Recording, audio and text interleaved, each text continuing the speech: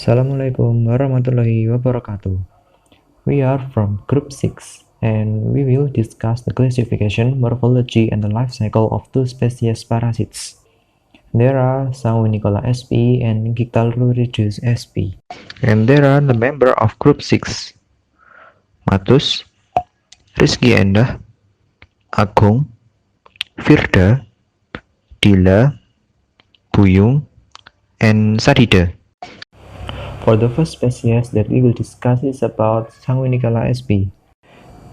It's classified in kingdom Animalia, phylum Platyhelminthes, in class of Trematoda, ordo Diplostomida, in family of Oporocotylidae, in genus of Sanguinicola, and the species is Sanguinicola sp.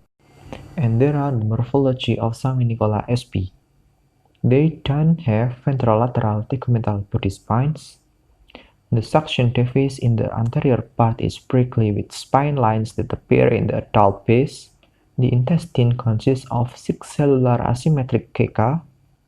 In the testes, there are lobes extending laterally outside the nerve fibers, and they doesn't have a laurer channel. And the next is the picture of Sanguinicola. ES is anterior sucker, E is esophagus, V is vitellarium, C is ceca, VE is vasa efferentii, VD is vas deferens, O for ovary, and many more parts of Sanguinicola. Now, the life cycle of Sanguinicola. Firstly, Sanguinicola in adult phase, or known as cercaria, will infect freshwater fish or sea fish, then lay eggs that we can call it as an immature egg. Those eggs will travel through the blood vessel of the fish and reach the gills, heart, kidneys, and liver that can cause damage to organs and decrease the physiological function of the fish. The egg will grow into a mature egg and becoming to Merasidium. After that, Merasidium will be an adult Sanguinicola or cercaria. The host of these parasites in freshwater is like in catfish, and in seawater fish is like in white snapper.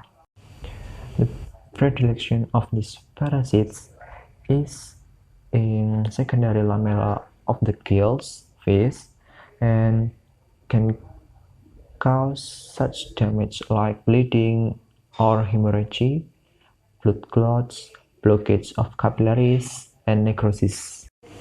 And there are some features of inflammation, hyperplasia, hemorrhage, encapsulation in gill filament, and lesion on epithelium gill cause of Merasidium spreading.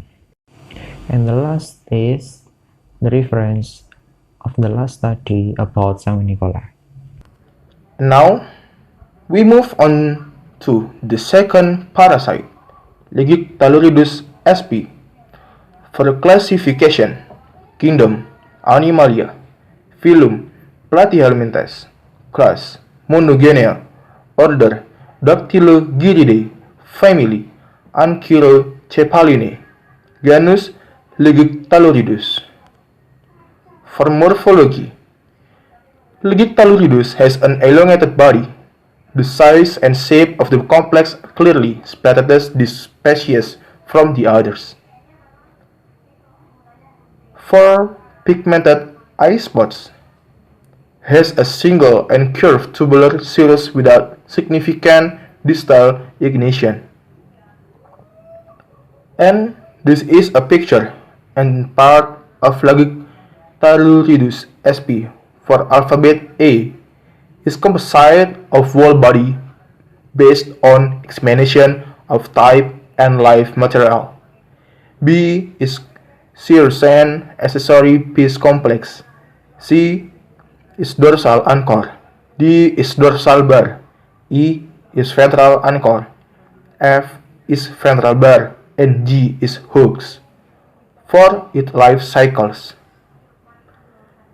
Digictaloridus parasites have a direct life cycle that only involves one host and do not require an intermediate host, so that if the development conditions are suitable, the parasite will develop faster in the culture system.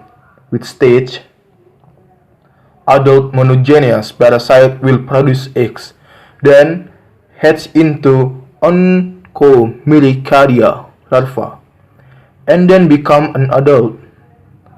Last, the adult Ligictaloridus will return to the old host or find a new host.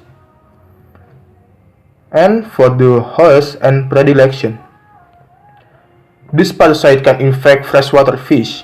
For example, is a catfish with clinical indication, emergence in an irritation in the body, crashing his body on object in the aquarium or wall.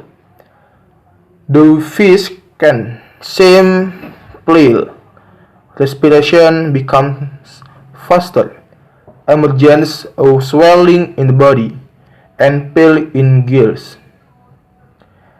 And this is the reference that we use. That's all the explanation about parasite Sanguinicola sp and Ligictaludus sp. Thanks for watching.